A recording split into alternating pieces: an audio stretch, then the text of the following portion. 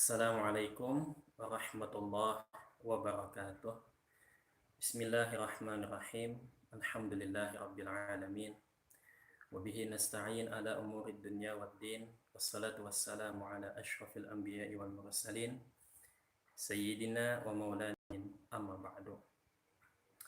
Hadirin yang dimuliakan Allah, alhamdulillah pada malam hari ini kita bisa bersama-sama berdiskusi seputar hisab dan ruqyah, terlebih khusus tentang pemikiran ulama besar, salah seorang ulama besar Nusantara abad ke-18, Syekh Muhammad Arsyad Al-Banjari.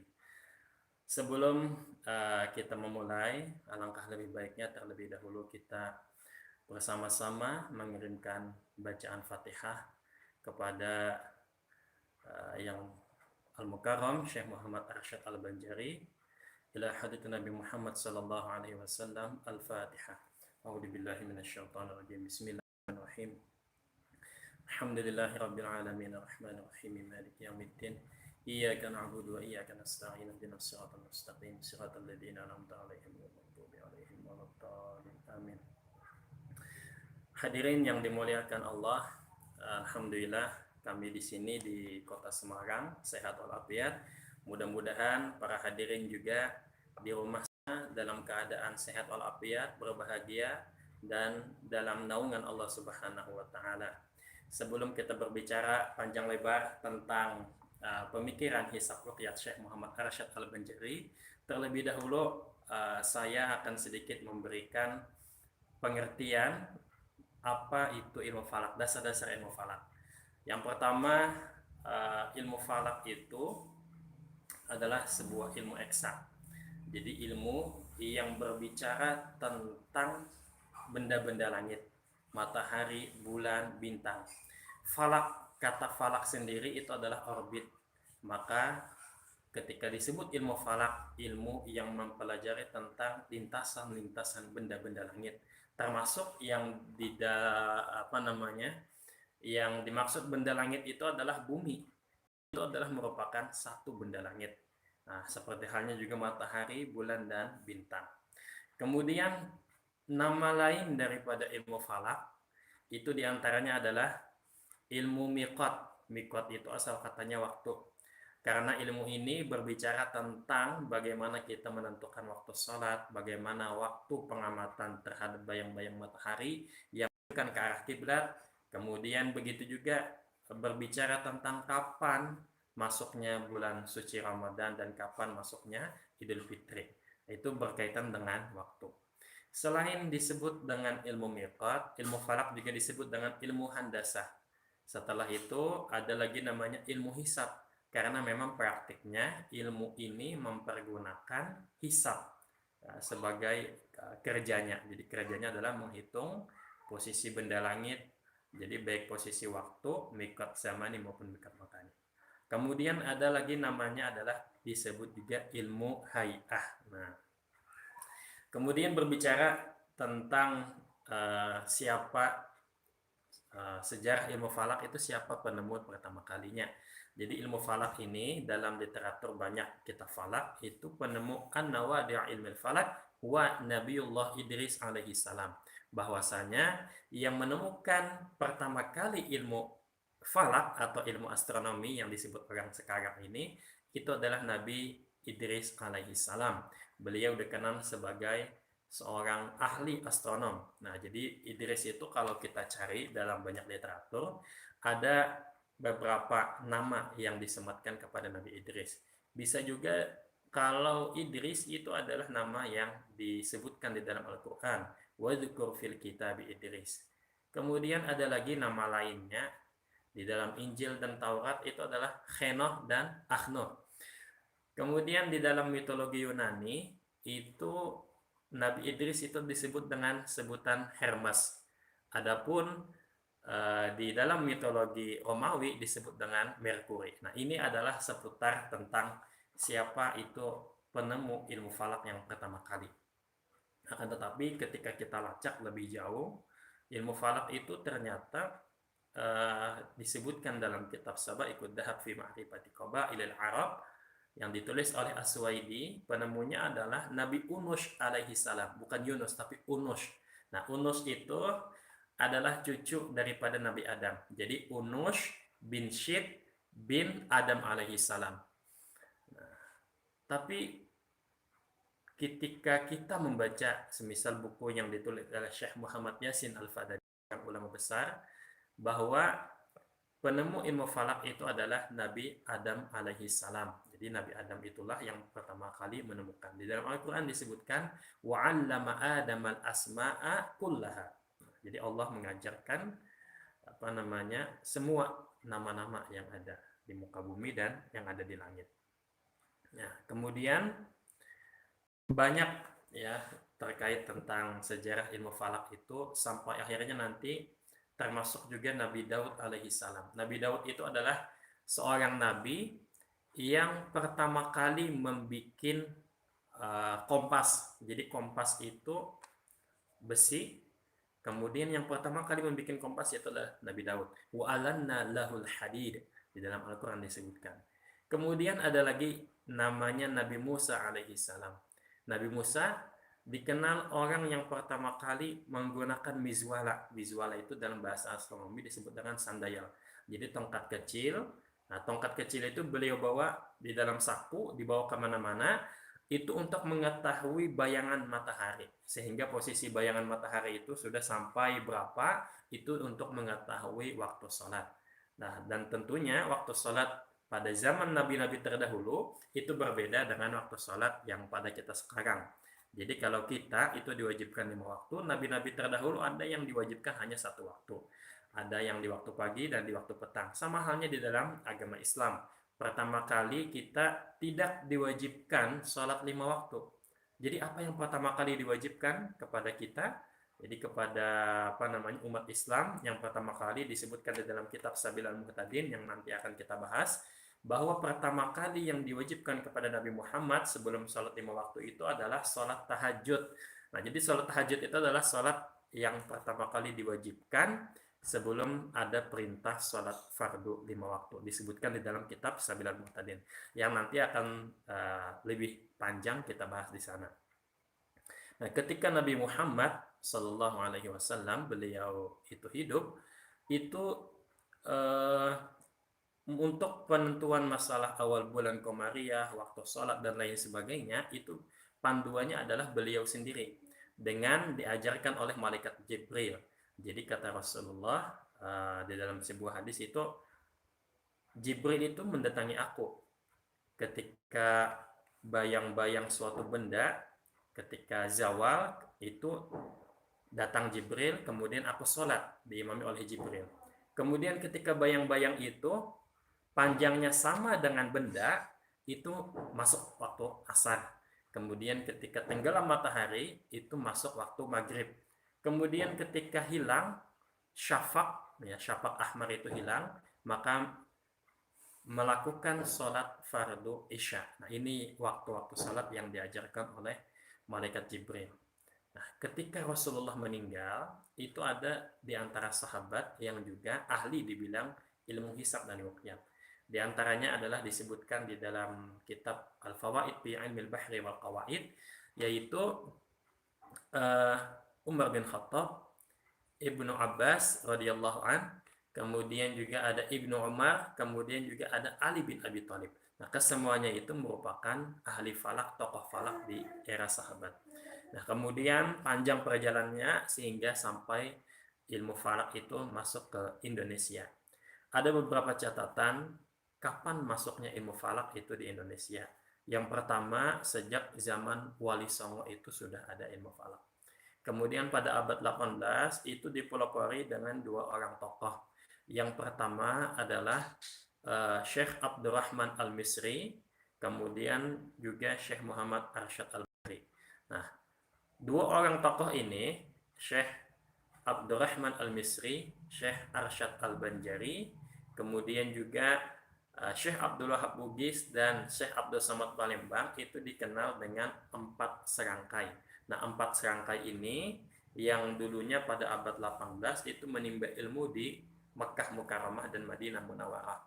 Jadi mereka berguru kepada Syekh Athaillah di Mekah, kemudian Syekh Sulaiman Al-Qurdi, kemudian Syekh Muhammad Saman Al-Madani. Kemudian Syekh Arsyad dengan Syekh Abdurrahman Al-Misri ini belajar ilmu falak kepada Syekh Ibrahim Ar-Rais Az-Zamzami. Ini seorang ulama besar di kota Mekah yang ahli di bidang ilmu falak. Ada yang menyebutkan di Madinah juga. Nah, kita berbicara tentang Syekh Muhammad Arsyad Al-Banjari. Syekh Muhammad Arsyad Al-Banjari ini, beliau ini datang ke Indonesia dengan 4 serangkai. Jadi ketika datang ke Indonesia di rumahnya Syekh Abdurrahman Al-Misri, Syekh Abdurrahman Al-Misri ini merupakan kakek daripada Sayyid Utsman Betawi atau Sayyid Utsman bin Yahya Mufti Betawi. Nah, ringkas cerita, setelah 30 tahun menimba ilmu di kota Mekah dan 5 tahun di Madinah, beliau balik ke Indonesia. Ketika di Jakarta, waktu itu namanya Batavia, beliau mendapati, ya, Syekh Muhammad Arsyad ini mendapati sejumlah masjid yang ada di kota Jakarta itu kiblatnya melenceng. Jadi kiblatnya melenceng itu, jadi saya pernah datang ke sana, jadi kiblatnya itu diantaranya Masjid Mansur Jembatan 5. Saya pernah datang ke sana, memang kiblatnya itu melenceng sekitar 25 derajat. Di mihrabnya itu tertulis kiblat ini sudah dibetulkan oleh Muhammad Arsyad Al-Banjari pada tahun 1772, menggeser ke sebelah kanan sebesar 25 derajat. Pada saat itu terjadi konflik. Nah, konfliknya itu karena masyarakat tentu tidak langsung menerima hasil pengukuran arah kiblat yang dilakukan oleh Syekh Muhammad Arsyad. Nah, sehingga oleh beliau waktu itu diundang juga oleh pemerintah Hindia Belanda. Beliau disuruh untuk membuktikan kiblatnya ini kalau Masjid Al-Mansur ini salah, dibuktikan. Nah, dibuktikan menurut cerita lisan itu beliau menentukan kiblatnya dengan karamahnya, yaitu dengan mengulurkan dari sela jubah beliau, di salah tangan ini terlihat ada Baitullah dengan jelas, sehingga masyarakat semuanya menerima. Selain itu juga beliau menunjukkan sebuah peta. Nah, jadi peta itu beliau tunjukkan, kata beliau posisi kita di Indonesia itu di sini, kemudian posisi Ka'bah itu di sebelah utara daripada Khatulistiwa. Kalau kita di Indonesia itu di lintang sekitar 6 atau 7 derajat. Waktu itu di Batavia. Nah, sehingga setelah melihat peta itu dan bagaimana harusnya kiblat melencengnya itu harus diputar sebesar 25 derajat. Nah, terkait tentang arah kiblatnya itu dan peta yang dibuat oleh Syekh Arsyad, ada satu buku yang ditulis oleh Syekh Abdul Rashid Al-Banjari.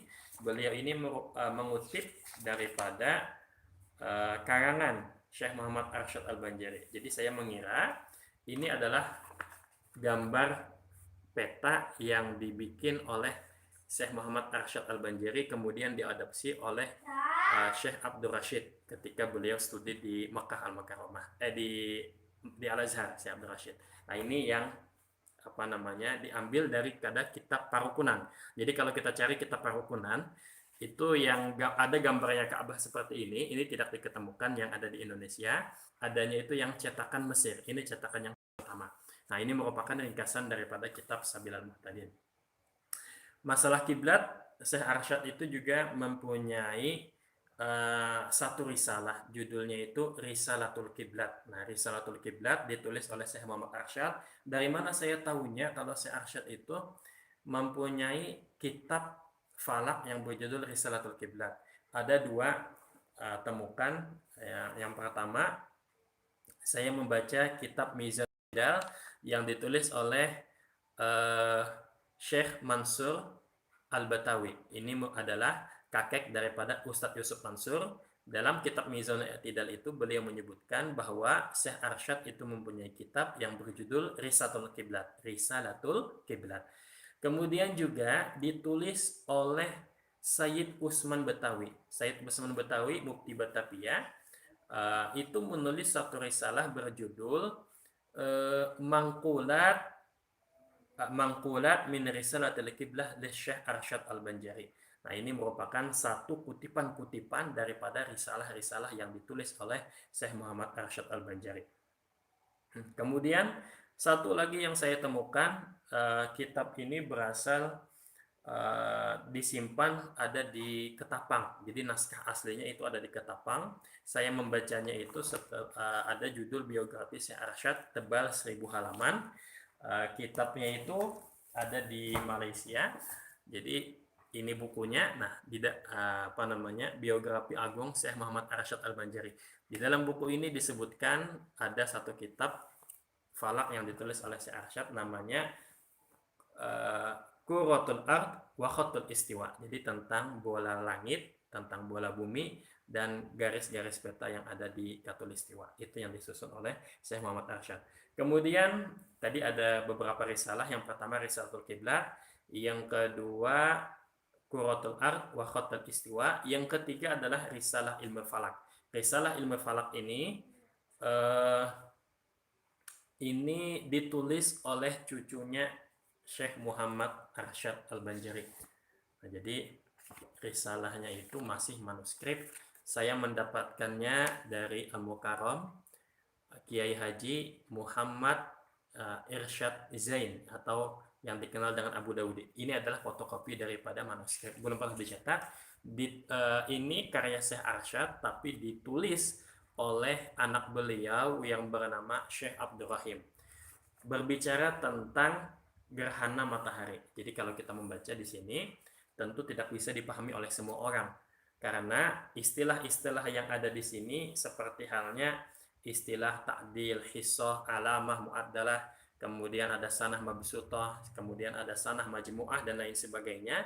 Ini perhitungannya berdasarkan hisab bulan Hijriyah dan menggunakan buruj. Jadi buruj ya, ada yang buruj utara, ada yang buruj selatan, 6 di selatan, 6 di utara. Nah, perhitungan ini yang dicontohkan di dalam kitab ini adalah masa-masa sekitar 4 atau 5 tahun. Contoh yang tidak contoh yang dikemukakan adalah waktu sekitar 4 atau 5 tahun sebelum Syekh Arsyad. Jadi perhitungan tentang gerhana matahari dan gerhana bulan. Terkait gerhana matahari dan gerhana bulan, beliau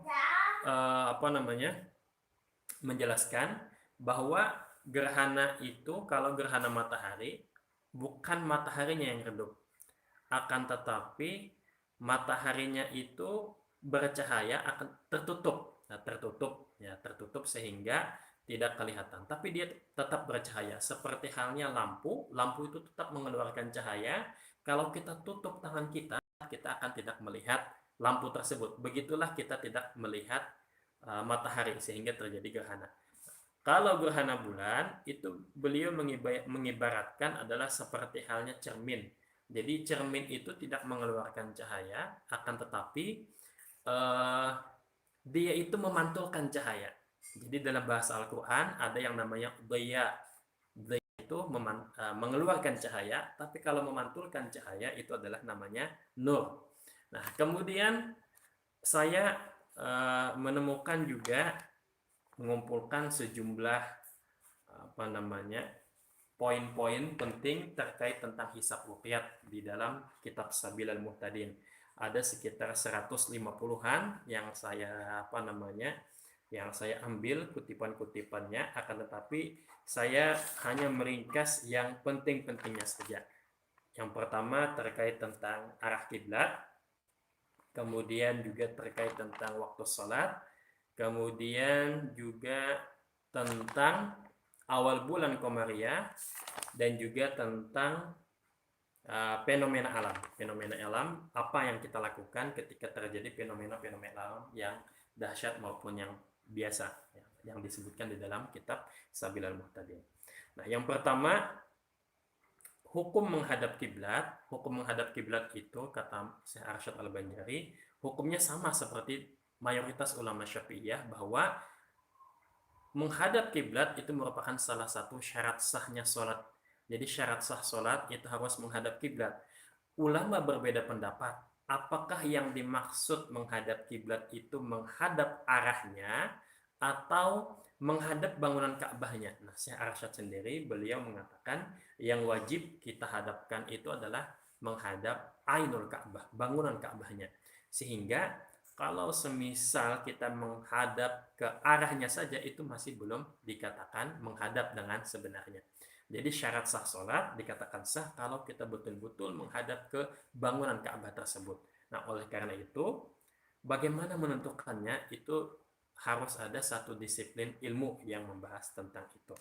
Jadi, menghadap kiblat ketika sholat itu hukumnya wajib. Kalau tidak menghadap, tidak sah sholatnya. Begitu juga ketika kita menguburkan jenazah, jenazah itu wajib dihadapkan ke arah kiblat. Kalau semisal jenazahnya itu membelakangi kiblat, itu dibongkar, ya dibongkar karena tidak menghadap kiblat. Jadi pernah terjadi satu kejadian nyata di kota Amuntai bahwa ada seseorang yang bermimpi, seseorang jadi ulama meninggal, kemudian dikuburkan kiblatnya. Jadi kiblatnya ini dikuburkan.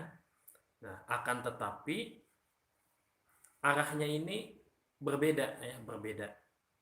Tidak sesuai dengan ke arah kiblat. Nah, sehingga anak almarhum itu bermimpi, orang tuanya minta supaya jenazahnya itu dikiblatkan. Mimpi pertama, mimpi malam kedua, malam ketiga, sampai malam ke-28, akhirnya dibongkarlah kubur tersebut. Setelah dibongkar memang ternyata kubur itu tidak menghadap ke arah Ka'bah. Dan memang setelah 28 hari itu jenazah almarhum itu masih utuh karena memang beliau adalah seorang ulama. Nah, jadi wajib menghadap kiblat. Begitu halnya ketika bahkan kalau kita berada di perahu sekalipun, itu tetap kita diwajibkan untuk menghadap kiblat. Nah, tetap menghadap kiblat walaupun hanya takbirnya saja kita menghadap. Kemudian ada beberapa tanda-tanda yang disebutkan di dalam kitab Sabilal Muhtadin terkait tentang penentuan arah kiblat. Di antaranya metode yang paling akurat untuk menentukan arah kiblat disebutkan adalah dengan bintang kutub. Kemudian yang kedua dengan matahari. Kemudian dengan bulan. Sampai nanti yang paling lemah itu adalah dengan berpedoman pada angin. Nah, berpedoman pada bintang ini bagaimana? Disebut. Yang pertama, kita harus mengetahui posisi kita itu di mana di permukaan bumi. Posisi kita di mana di permukaan bumi, dan kemudian Ka'bah itu di mana lintang bujurnya. Setelah itu posisi utara, selatan itu harus kita mengetahui. Kalau kita tidak punya kompas, maka patokannya bisa dengan bintang kutub utara. Nah, untuk mengetahui kutub utara, kata Syekh Arsyad Al-Banjari, kita tidak bisa mengetahuinya bagi orang yang berada di negeri Banjar. Kalimantan, di negeri Banjar itu, kenapa tidak bisa melihat bintang kutub? Karena letaknya berada di selatan Khatulistiwa. Begitu juga yang berada di Pulau Jawa. Di Pulau Jawa tidak bisa melihat bintang kutub utara. Kenapa? Karena letaknya memang berada di bawah Khatulistiwa. Yang hanya bisa melihat adalah yang jaraknya itu, jarak maksimalnya adalah 90 derajat. Jadi kalau 90 derajat lebih, jadi dari utara ke kita itu ada bintangnya minus di selatan, maka tidak bisa melihat. Yang bisa melihat seperti halnya Aceh. Nah, Aceh itu bisa melihat arah kiblat. Kemudian juga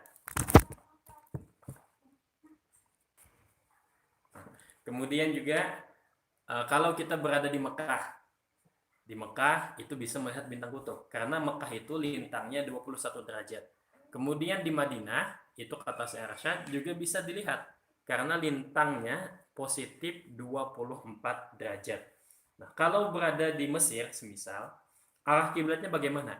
Jadi arah kiblat kalau kita di Mesir adalah daun telinga sebelah kiri ini diarahkan ke bintang kutub. Bintang kutub itu semisal di sana ada lampu terang, Nah, lampu terang itu telinga kita bagian belakang itu diarahkan ke lampu tersebut, ya ini bintang kutub lah permisalannya. Maka ketika kita mengarahkan telinga kita bagian belakang, daun telinga sebelah kiri ke arah bintang kutub, sebenarnya kita sudah menghadap ke arah kiblat. Kemudian kalau kita berada di Irak, maka arahkanlah kuping telinga sebelah kanan ini ke bintang kutub. Kalau yang tadi kiri, kalau ini arahkan ke telinga belakang sebelah kanan ke bintang kutub. Ketika kita menghadap sudah, itu langsung menghadap ke arah Ka'bah. Nah, kemudian bagi orang yang berada di negeri Yaman, arah kiblatnya bagaimana? Arah kiblatnya adalah dengan menghadap ke bintang kutub tersebut. Jadi kenapa di Yaman itu dengan menghadap ke bintang kutub? Karena Yaman posisinya berada di sebelah selatan Mekah. Yaman berada di sebelah selatan Mekah. Kemudian ketika dia menghadap ke utara, ke bintang kutub, maka sebenarnya dia sudah menghadap ke Baitullah, ke Mekah.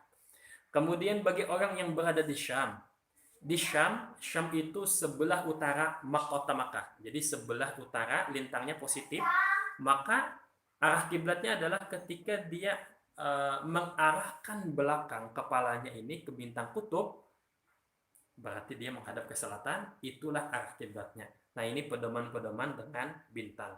Kemudian Syekh Arsyad Al-Banjari beliau mengatakan ada kaidah yang lebih akurat ketimbang berpedoman pada bintang, pada matahari, bulan, yaitu kita berpedoman dengan posisi garis bujur, garis lintang dan bujur. Nah, lintang dan bujur ini tidak bisa dilihat, tapi hanya diketahui oleh sejumlah orang yang bisa memahami ilmu falak. Nah, sebagai contoh, tadi disebutkan di kota Mekah itu lintangnya adalah lintang utara. Lintang utara 21 derajat. Berarti itu berada di atas khatulistiwa. Kemudian kita yang ada di Jawa itu sekitar 7 derajat, ya 7 derajat. Lintang selatan. Kemudian ini diukur perbedaannya. Jadi setelah mengetahui kita berada di selatan, kemudian Makkah itu berada di sebelah utara daripada khatulistiwa, ini yang pertama diketahui. Kemudian yang harus kita ketahui yang selanjutnya adalah kita harus mengetahui posisi mana kita ini berada di bujur sebelah mana. Bujur baratkah atau bujur timur? Nah, kalau sekarang kita Indonesia, kita berada di sebelah timur kota Greenwich. Nah, dulu zamannya Syekh Arsyad itu tidak ada dikenal istilahnya Greenwich. Greenwich sebagai titik 0 derajat itu tidak dikenal. Dikenalnya apa pada saat itu? Pada saat itu titik 0 derajat itu berada di Kepulauan Kanari, di Maghrib, yang disebut dengan Jazairul Khalidat. Nah, Syekh Muhammad Yasin Al-Fadani, begitu juga dengan Syekh Nawawi Al-Bantani mengemukakan bahwa titik 0 derajat itu adalah Jazairul Khalidat. Jazairul Khalidat itu sebuah pulau di Kepulauan Kanari. Saya baca itu ada Isbania di Spanyol. Nah, di Spanyol, di barat sana. Nah, itu kemudian ini yang ditetapkan oleh Syekh Arsyad Al-Banjari. Jadi kalau lintangnya sudah diketahui, kemudian lintang Ka'bah diketahui juga, kemudian berapa selisih nanti antara bujur keduanya, baru setelah itu kita mengambil garis. Ada 2 cara. Bisa dengan peta. Kalau dengan peta itu artinya pendekatan yang digunakan adalah pendekatan navigasi. Tapi kalau kita menggunakan segitiga bola dengan menggunakan rubuk mujayyab, itu juga bisa. Nah, Syekh Arsyad itu menggunakan dengan segitiga bola, ya, dengan kalau bahasa matematika sekarang itu disebut dengan sin, cos, tan, dan lain sebagainya. Dalam bahasa kitab itu ada yang namanya jaib taman, jaib mangkos, dan seterusnya. Nah, kalau saya berargumen kalau kitab yang falak yang ditulis oleh beliau itu beracuan pada kitab pada rubuk mujayyab dalam perhitungan arah kiblatnya, itu bisa dihitung, bisa dilihat rubuk mujayyab itu seperti apa. Jadi rubuk mujayyab itu seperti ini bentuknya. Nah, ini rubuk itu artinya 1/4. Nah, jadi dalam bahasa astronomi disebut dengan kuadran sinus. Ini alat instrumen astronomi atau instrumen ilmu falak untuk mengetahui menghitung waktu sholat. Nah, ini yang dipergunakan oleh Syekh Muhammad Arsyad Al-Banjari. Nah, kemudian dari mana saya mengambil ini yang ditulis oleh Sayyid Usman Betawi, Mufti Batawiyah dalam kitabnya Nafa'isun Nihlah fi Wasail Qiblah. Di dalam buku yang ditulis oleh Syekh Abdul Qahar.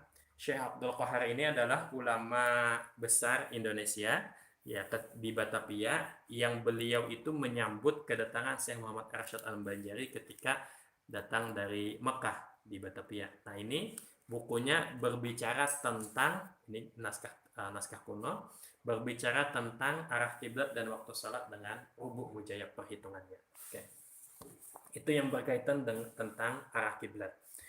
Tidak semua jenazah itu harus dikuburkan menghadap ke Baitullah. Jadi ada jenazah yang diharuskan dia itu membelakangi kiblat. Di antaranya adalah kalau kita orang biasa dulu, itu kita wajib menghadapkan jenazah itu ke arah Baitullah, ke arah Ka'bah. Nah, tapi kalau semisal yang meninggal jenazah itu adalah seorang perempuan yang non-muslim, kemudian ada mengandung seorang janin, maka anaknya itu diarahkan jenazahnya ini membelakangi kiblat. Karena dengan posisi membelakangi itu, maka janinnya ini adalah akan menghadap ke Ka'bah Baitullah. Karena janin ini adalah dikategorikan sebagai muslim seperti itu, walaupun ibunya non muslim. Nah, ini yang pertama terkait tentang arah kiblat. Kemudian yang kedua terkait tentang waktu sholat. Nah, Syekh Arsyad sebelum lebih lanjut beliau membahas tentang waktu-waktu sholat, beliau membahas tentang mengapa sholat itu jumlah rakaatnya 17. Di antaranya kenapa 17 itu yaitu karena pada umumnya manusia itu dia itu bangunnya itu 17 jam waktu bangunnya. Kemudian kenapa 5 waktu? 5 waktu itu menggambarkan 5 kejadian kita. Mulai lahir kecil, kemudian menjadi anak-anak, kemudian kita menjadi dewasa, kemudian menjadi bapak-bapak. Jadi dimulai dengan terbit matahari itu merupakan simbol kehidupan manusia sehingga akhirnya nanti kita tenggelam. Nah, kemudian terkait tentang waktu-waktu salat, Syekh Muhammad Arsyad beliau membagi waktu-waktu salat itu ada zuhur, kemudian maghrib, asar, isya, dan subuh itu dibagi beberapa waktu bagian. Ada yang disebut dengan waktu fadilah. Yang kedua ada yang disebut dengan waktu ikhtiar. Yang ketiga yang disebut dengan waktu jawas. Ada lagi disebut dengan waktu karohah dan juga ada disebut dengan waktu hurmah. Nah, waktu-waktu sholat ini berdasarkan perhitungannya tidak disebutkan, tapi hanya berdasarkan waktunya. Tapi ada poin-poin penting diantaranya untuk waktu isya beliau mengatakan waktu isya itu dimulai ketika sudah hilang yang namanya syafaq ahmar atau mega merah. Ini dalam mayoritas mazhab Syafi'i sampai syafaq ahmar. Akan tetapi abdolnya kata beliau adalah ketika kita mengundur waktu sholat itu sampai nanti syafaq abyad itu yang hilang. Jadi ketika syafaq ahmar kemudian hilang setelahnya itu syafaq syafaq asfar, setelah itu baru ada namanya syafaq abyad. Nah, kalau hilang setelahnya baru kita disunahkan abdulnya melakukan sholat isya. Kemudian berkaitan dengan waktu asar semisal. Waktu asar itu ada dua. Yang pertama di dalam mazhab Syafi'i, waktu asar itu manakala kita panjang bayangan itu sama dengan tinggi tombak atau tinggi suatu benda. Kalau sama panjang bayang-bayangnya itu artinya awal masuk waktu asar. Tapi malaikat Jibril itu datang lagi kepada Nabi Muhammad ketika panjang bayang-bayang itu 2 kali lipat. Nah, kata para ulama dalam mazhab Syafi'i itu merupakan yang pertama. Ketika panjang ketika panjang bayangan itu sama dengan panjang tongkat, itu merupakan waktu fadilah untuk melakukan sholat asar. Kemudian ketika panjang bayang-bayang itu 2 kali lipat, itu menunjukkan mulainya awal waktu ikhtiar. Yang paling afdol melaksanakan sholat itu adalah di waktu fadilah. Setelahnya kita melakukan sholat itu di waktu ikhtiar. Nah, batas kita menunda sholat itu kapan? Jadi waktu sholat itu panjang. Semisal zuhur sampai sebelum asar, panjang. Kemudian asar sampai sebelum maghrib juga panjang. Isya juga sampai nanti sebelum subuh, panjang waktunya. Kapan batasan waktu kalau kita mau menunda sholat-sholat itu? Kalau kita mau menunda, itu kata Syekh Muhammad Arsyad, maksimal penundaan itu adalah separuh waktu itu. Jadi kalau semisal Isya jam 8, kemudian subuh itu jam 4, maka dibagi 2. Tengah-tengahnya adalah jam 12 malam. Maka maksimal kita sudah melakukan sholat Isya itu adalah jam 12 malam. Ini ketika menunda waktu sholat. Nah, berkaitan tentang awal bulan, nah ini yang menarik karena kita sebentar lagi hari raya. Disebutkan di dalam kitab Sabilul Muhtadin ini bahwasanya Rasulullah Shallallahu Alaihi Wasallam beliau itu senantiasa berpuasa 29 hari. Jadi 29 hari saja. Jadi kata Rasulullah, asyhru hakada wa hakada hakada. Jadi bulan itu ada kalanya berumur 29 hari, ada kalanya berumur 30 hari. Akan tetapi Rasulullah itu seumur hidupnya melakukan puasa Ramadan itu senantiasa 29 hari. Cuma 1 hari saja beliau melakukan puasa itu 1 hari. Cuma melakukan 30 hari. 30 hari beliau lakukan itu cuma 1 kali. Selebihnya beliau melakukan puasa 29 hari. Nah, ini di dalam kitab disebutkan seperti itu. Nah, kemudian bagaimana kita menetapkan awal Ramadan? Jadi awal Ramadan itu bisa ditetapkan yang pertama dengan ruqyah. Yang pertama caranya dengan ruqyah. Ruqyah tidak bisa, maka menggunakan istiqmal. Jadi menggenapkan bulan. Jadi kalau hari ini tidak terlihat, malam tanggal malam ke-30 itu tidak terlihat, maka kita besoknya tetap berpuasa atau besoknya tetap masih di bulan Sya'ban, belum masuk puasa. Jadi harus dengan ruqyah yang pertama, yang kedua adalah dengan istiqmal. Yang ketiga dengan adanya khabar mutawatir. Yang dimaksud dengan khabar mutawatir itu kita mendapatkan banyak berita orang menyampaikan bahwa kita itu memang masuk sudah 1 Ramadan atau 1 Syawal. Itu khabar mutawatir. Yang ketiga dengan ijtihad. Nah, jadi ini baterai lemah. Jadi yang pertama dengan ruqyah, yang kedua dengan istiqmal, yang ketiga dengan khabar mutawatir, yang keempat dengan ijtihad. Ijtihad bagi siapa? Bagi orang yang semisal dia itu menjadi tawanan perang. Kemudian ditempatkan di suatu tempat, dia tidak tahu ini puasa atau hari raya sudah. Nah, tapi dia berijtihad, ijtihadnya itu diantaranya adalah disebutkan kalau semisal dia melihat ada lampu terang yang ditaruh di atas menara, atau pada urufnya itu ditembakkan meriam, ada suara meriam, itu menandakan masuknya bulan baru. Ini seperti halnya pada masa-masa kita di Hindia Belanda, disebutkan juga dalam kitab Mizanul I'tidal bahwa pada zaman dahulu untuk menandakan masuknya puasa dan hari raya itu dengan menembakkan peluru meriam ke langit. Ya, peluru meriam itu ditembakkan sehingga itu menandakan masuknya bulan baru. Dan itu hanya diketahui, hanya berlaku bagi mereka yang menjadi statusnya tawanan. Jadi kalau tidak tawanan, maka statusnya tetap ruqyah, istiqmal, khabar mutawatir, dan ijtihad. Bagaimana dengan hisab? Nah, jadi Syekh Muhammad Arsyad Al-Banjari, beliau tidak mendasarkan masuknya awal bulan itu dengan hisab, tapi dengan ruqyah dan atau istiqmal atau dengan khabar mutawatir, tidak dengan hisab. Nah, kenapa tidak dengan hisab? Ya, karena hisab itu kata beliau itu hanya berlaku bagi orang yang ahli hisab saja.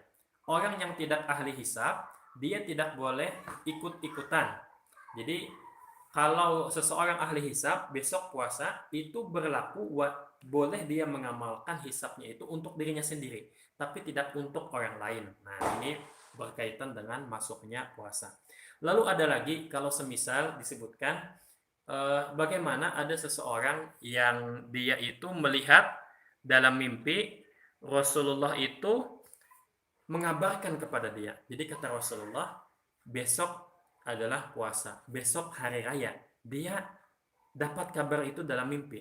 Nah, bagaimana, apakah diterima yang hal seperti itu?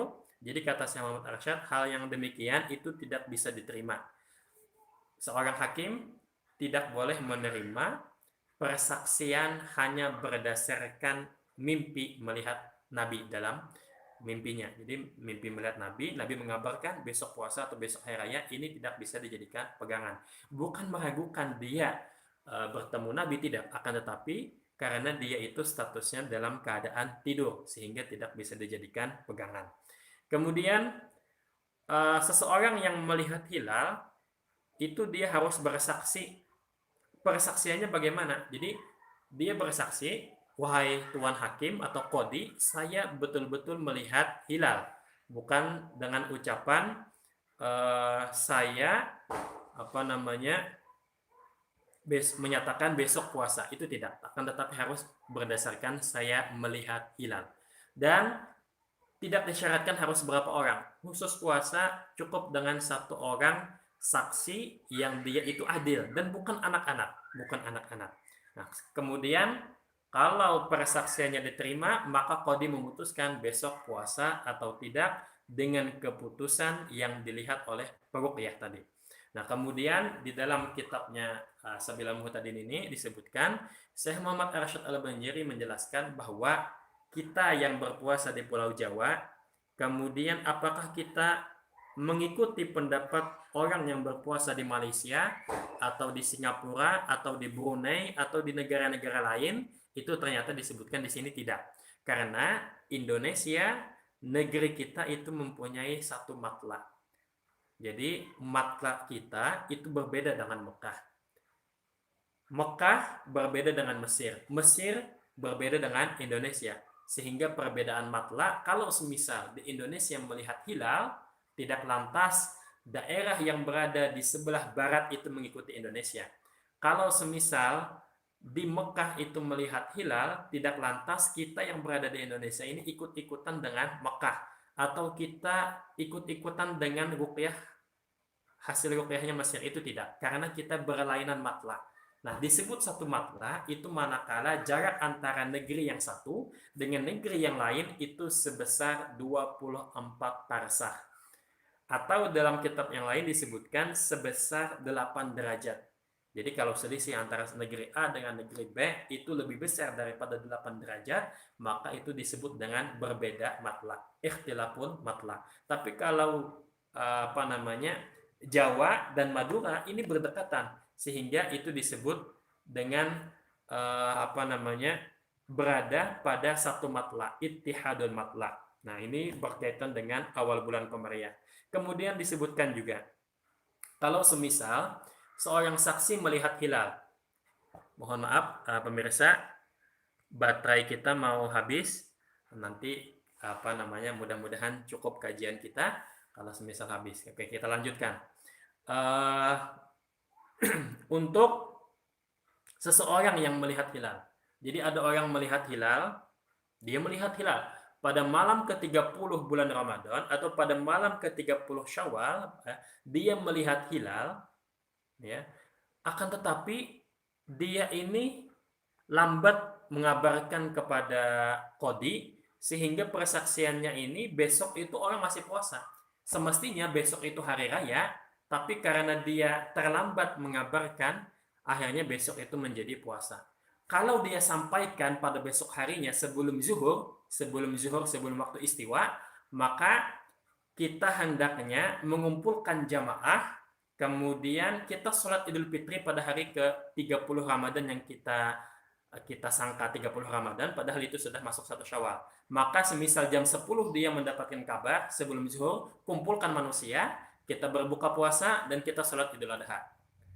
Sholat Idul Fitri. Kemudian kalau semisal dia itu mengabarkannya setelah zawal, kalau setelah zawal itu artinya waktu sholat Idul Fitri itu sudah habis. Kalau waktu sholat Idul Fitri sudah habis, maka kita setelah zawal itu pada tanggal 30 bulan Ramadan, kita membatalkan puasa kita karena ada orang yang melihat hilal pada hari sebelumnya. Kita batalkan puasa kita, sholatnya nanti besok. Nah, ini yang berlaku ya bagi orang yang melihat hilal pada malam ke-30 Ramadan, akan tetapi dia terlambat untuk mengabarkan kepada qadi dan kesaksiannya baru diterima sebelum atau sesudah zawal atau sesudah zuhur. Kalau sebelum zuhur, maka batalkan puasanya, kemudian dia mengerjakan sholat Idul Fitri. Kalau setelah zuhur, maka batalkan puasanya, sholat Idul Fitrinya dilakukan pada besok harinya. Ini sampai berkaitan tentang awal bulan Qamariyah. Oke, sebentar. Ini sudah ada beberapa hal lagi yang yang akan perlu disampaikan. Betapa pentingnya kita ya sebagai intisarinya, betapa pentingnya belajar ilmu falak termasuk juga masalah arah kiblat, bahwa di kubur itu kita akan ditanya wama kiblatuka. Jadi ada marabbuka, waman nabiyuka, siapa Tuhanmu, siapa nabimu, wama kiblatuka, dan apa kiblatmu itu kemana. Maka kita mengatakan kiblat kita adalah wal ka'batu kiblati. Orang yang Islam pasti akan mudah ya untuk menjawab yang demikian tersebut. Nah, kemudian terakhir, Syekh Muhammad Arsyad Al-Banjari itu mengakui adanya sholat isyraq karena ada sebagian orang yang menganggap sholat isyraq itu tidak ada. Tapi disebutkan dalam Sabilul Muhtadin, sholat isyraq itu ada dilakukan setelah matahari terbit. Kemudian piringannya itu keluar daripada ufuk seutuhnya. Ketika keluar daripada ufuk seutuhnya, maka disunatkan sholat sunnah isyraq. Yang mengatakan seperti ini selain Syekh Muhammad Arsyad adalah Syekh Muhammad Nawawi bin Umar Al-Bantani dan juga Syekh Muhammad Yasin bin Muhammad Isa Al-Fadani. Khusus Fitri, kembali kita ke Idul Fitri. Idul Fitri itu afdolnya kita waktunya itu jangan terlalu cepat melakukan sholat id. Diundur. Walaupun sudah setinggi tombak, diundur. Kenapa? Untuk memberikan kesempatan bagi orang untuk melakukan untuk melakukan pembagian zakat fitrah. Dan khusus Idul Adha, sholat id itu diutamakan, dipercepat. Kenapa dipercepat? Karena nanti setelah Idul Adha kita akan melakukan yang namanya penyembelihan hewan kurban. Nah, demikian ringkasan-ringkasan poin-poin karena menyingkat waktu dan juga baterai sudah habis. Oke, itu yang bisa dapat kami